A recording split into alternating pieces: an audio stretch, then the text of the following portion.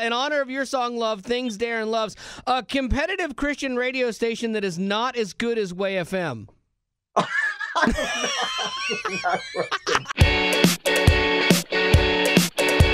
We have Darren from We Are Messengers. How are you today, good sir? Good man, Wally. Excited to see your face and hear your voice. I know, it's kind of a bright spot inside of all this corona for you, right? Wally, you're always a bright spot in my life. Corona or no corona. Well, dude, I'm curious, like, how many are in your family stuck in your house right now? So there's 6 of us, 4 kids, a 10, 8, 7, and a 1-year-old, and a wife who is always surprised at my lack of work ethic in the house. yeah, because that's an interesting thing for like guys that are on the road. Like, you're out living your life and you're really good at what you do there, but then you come home and there's probably a tendency as a guy to want to run things where your wife is like, dude, I do this all the time without you. I don't need your input. Dude, totally. You come home and you try and be the dad and you try and be the leader, and you realize that these people have been living their lives without you for the past 5 years, and that you're a guest in their organizational skills. You're almost expendable, you know? My wife is essential staff right now, but me, nah. That's it. I think, dude, honestly, my wife's really good at allowing me to do the things that dads are supposed to do and to lead and lead in my very awkward way.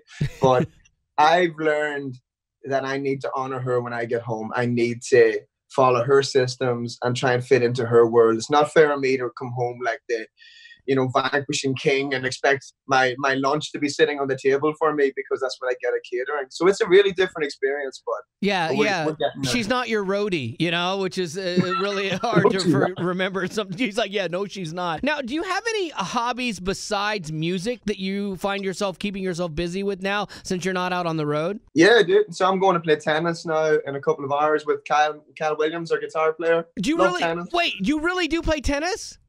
Yeah, badly. Do you play? Yes. We should play sometime. We can be socially distant and play that game. Yes. When I was a kid, I was on a track to become a professional tennis player. Like, that was my goal, and I got totally burnt out. And this is back in, like, the 80s when you had the really short shorts. I still have a pair, and I'll bring them.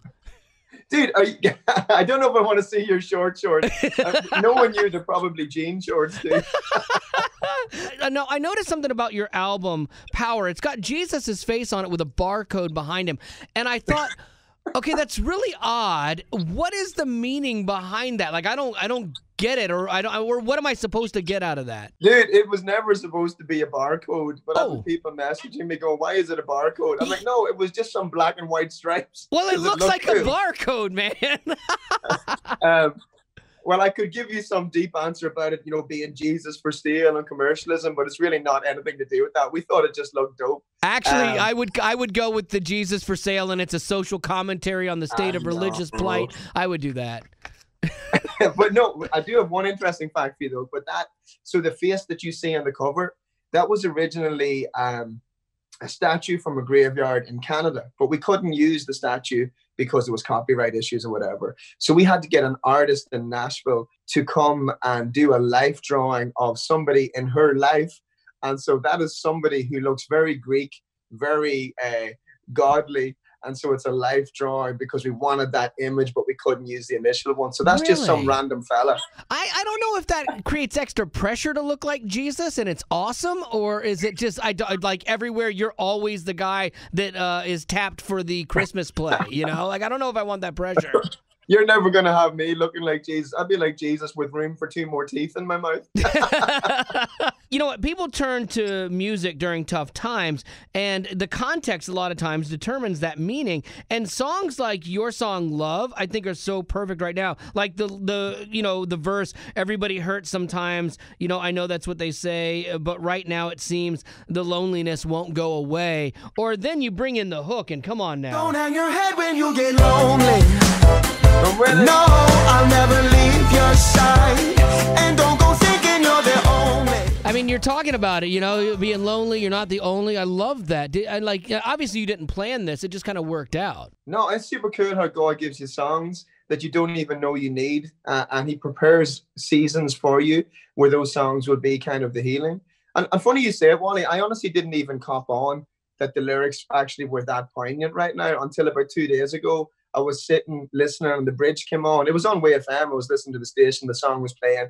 And it says, your mercies are new every morning. Your grace sustains all of my life. You are the one I run to and you am satisfied. And I'm thinking, this song was not written for what I thought it was. I thought this song was written for one particular night when I felt incredibly lonely. And what God was saying was, no, this song is for right here, right now. Like if ever there was a song to comfort people who are in isolation, it's right now. And the other thing, Wally, and you know me well, bro, you know that I can be very melancholic. But this song has allowed my family to dance and sing our way through this season. I have videos of my wife in the kitchen just goofing off to this song. So it's not just ministering to people that are hearing on the radio. It's honestly ministering to me and my family. And we have this strange peace and this strange joy. And honestly, all of it's rooted in that love that I'm singing about in that song. The song is called Love. So in honor of your song, Love, I want to go through and ask you questions about things that you love. Okay, are you ready? Here we go. Yes, besides God and your family, Darren from We Are Messengers, name one other thing you love. Chocolate croissants from Starbucks. Oh, those are so good. And cake pops. I would have added cake pops there.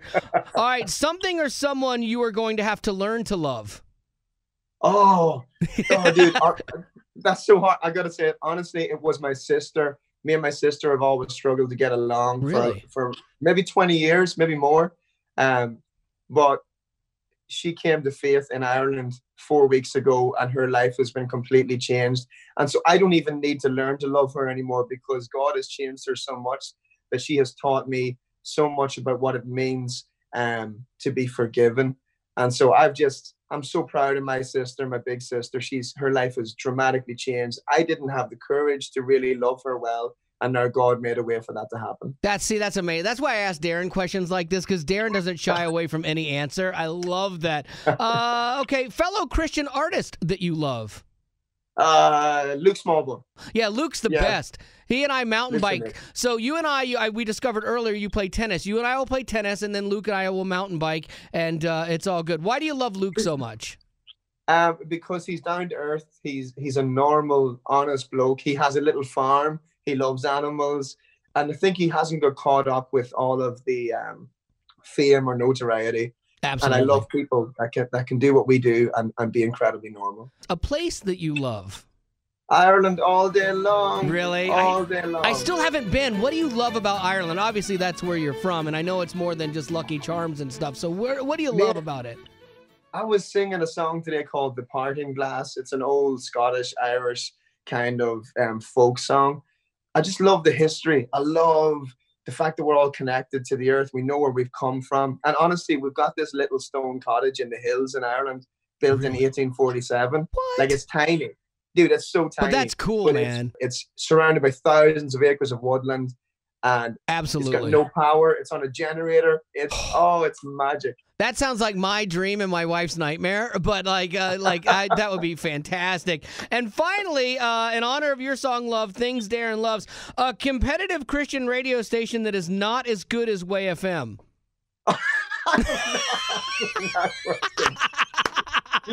No, it's got a K in it. Like, does that help you? No, you're an awful man. Darren's like, I am not going to answer that because they play my music too.